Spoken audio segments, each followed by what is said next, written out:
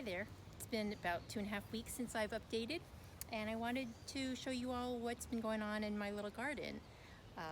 I went away for a week for family reasons, and I had my friend Drew, who has the garden right next to me, keep an eye on things for me, and I was so excited when I came back to find that so much had changed. And it must just be like, the way our kids just hate it when the family comes over and says, "Oh, you've grown so much." But I really liken our little babies to our own children, that they change so quickly and in such individual ways. So let me show you real quickly what I mean. So, like, I came back and all of a sudden it felt like a garden, as opposed to just these little seedlings that struggled, and that Swiss chard right there just popped up, and some of the neighbors right next to it continue to struggle, and some are starting to come along. But these literally came from the same seed packet and were sown at the same time, and they grew up inches from each other, just like some of our kids, but yet there can be vastly different outcomes, and I just find that so fascinating and interesting. And you can see that the rest of the garden is at various stages, like the herbs just seem to grow very slowly. There's my thyme and the basil, just growing slowly, but they're doing okay. They're getting more leaves, and some of these the Brussels sprouts and cauliflower are growing at a decent pace, though I have some issue going on with the leaves there. Don't know what that is yet. My lettuces are coming along. I thought I kept them sorted well by kale and the Boston lettuce, or the big lettuce, and I don't know. It's one great big jolly mess. And my spinach is really leggy, I guess what you call it. So I don't know. Maybe just not enough sun for them. But they are growing tall, even though they're not going to be as tall as Kimberly's tomatoes, I'm sure. I did give up and bought a little rosemary plant because after 2 months of germination, I only had one seedling and it just died when I tried to plant it. So I cheated a little there, but look how great my cucumbers are doing. So here's Drew's garden in contrast. He's got flowers, he's got a big old tomato, but I'm not going to compare myself. I'm proud of how my little garden is actually looking like a garden, has made a transformation, and I feel like I've transformed right along with it. So it's been a lot of fun. I've also installed a bluebird house and a bat house to accompany my beehive, and hopefully little pollinators will be helping my garden grow. I find the little bees around my garden all the time. When I come out and work in the garden, they're often just buzzing in the clover or the strawberries right at my feet, and it seems like they are actually a very friendly little hive. The beekeeper and different Drew said that when they fly in your face, they're telling you, "I know you're here and I'm not happy about it." But these guys have not flown in my face. They crawl on my feet. They gather pollen at my knees, and I have a little picture of a honeybee that I took just a few minutes ago, and there's actually one right over here. I'm going to see if I can show him to you real quick. See if you can see him. Yeah, if you just saw that little guy. Anyway, they've been a delight and a wonderful accompaniment to me as I sit on my porch during the quarantine. So they've been a real source of comfort, making me feel like I'm at home with Earth. So I hope you're finding peace and solace and connection during this challenging time. Thanks for tuning in. Most of the work that I've been doing lately is maintenance on my garden and just keeping an eye on everything, and really trying to support my plants and learn from them so I can keep up with them. I've been having tremendous growth. My tomatoes have really been taking off. My sweet potatoes are sprawling. I think some of them are going to be ready soon. And even the sage that I seeded in one of the aluminum pie containers and then put in the ground are really holding on. As my tomatoes and my beans are starting to grow, I'm using twisty ties to hold them up. I'm using my fence as a trellis, and I'm likely going to have to put something additional in for the beans, but I've been getting sticks from the yard, and I like the twisty ties. I already have them around the house. My parents, for their gardening, actually use cloth ties that they tear up from old clothing, rags, and they do that because with certain pests, they can actually infect the ties as well, and this way they can wash those ties so that they can then be reused without risking any reinfection from the plants.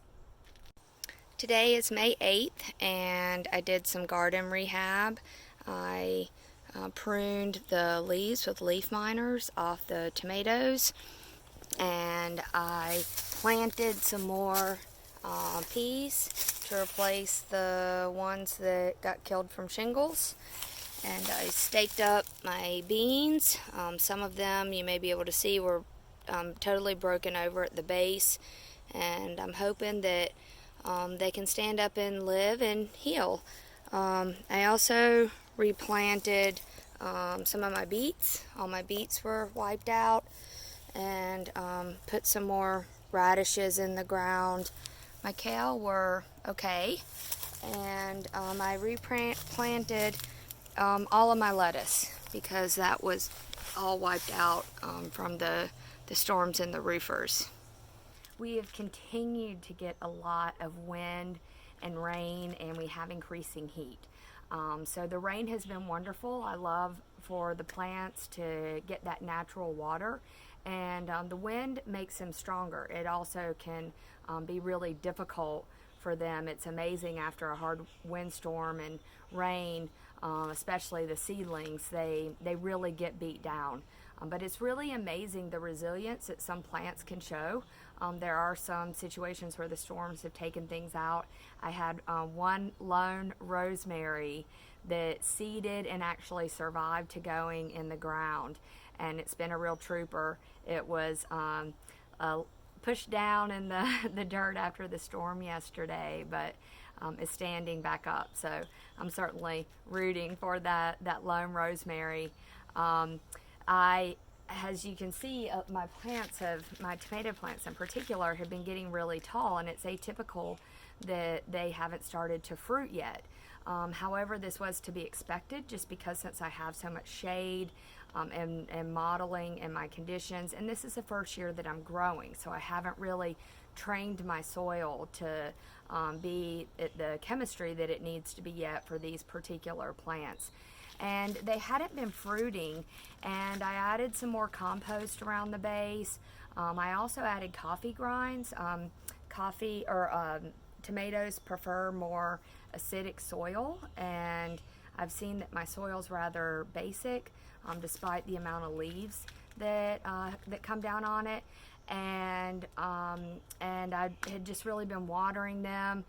They've had leaf miner, so as part of my maintenance regime, each day when I come out, I bring my scissors and I just trim off the leaves where they're leaf miners, because fortunately this is a cosmetic thing, provided that you keep it under control.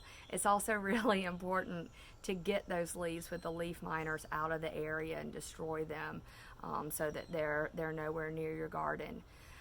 But I was really starting to have a reality check about none of my plants fruiting. A couple months in, and just really just out there encouraging them. My virtual pom-poms out for them.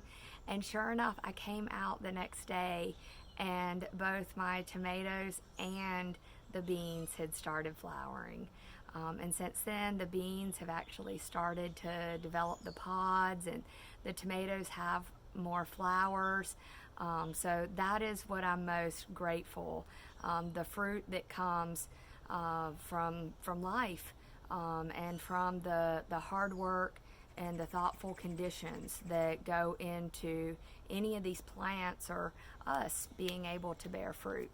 I have leaf miners on my tomato plants as indicated by this white line, which is actually where the organism is in the leaf and eating out that area. So they can be spread.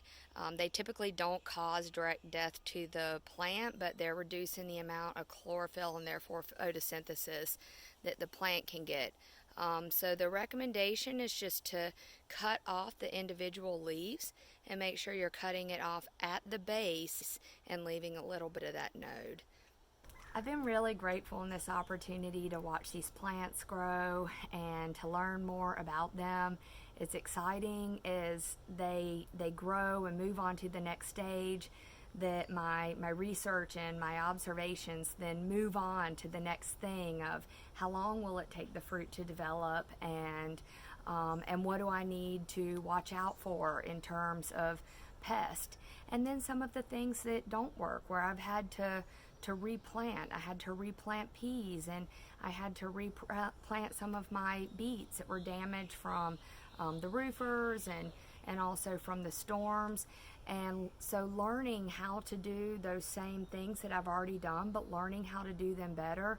And this has really mirrored my own growth, that I have not only been getting in information from the garden and these plants being amazing teachers, but this plant, my little garden back here, that's actually a place of meditation and centering for me, and really to take a quiet moment and just reflect on how I can improve my conditions, how can I contribute to better conditions around me, and also just really to pay respect every single moment, not to take that for granted, and to give respect to the life that's on this earth, and all life, from the plants, even the leaf miners that are in my plants, all the wildlife that are not understood or persecuted or not even known about, and the many people that are on the planet, and offering that same respect and that same right to life to everyone of every background and of every color and of every different style fruit.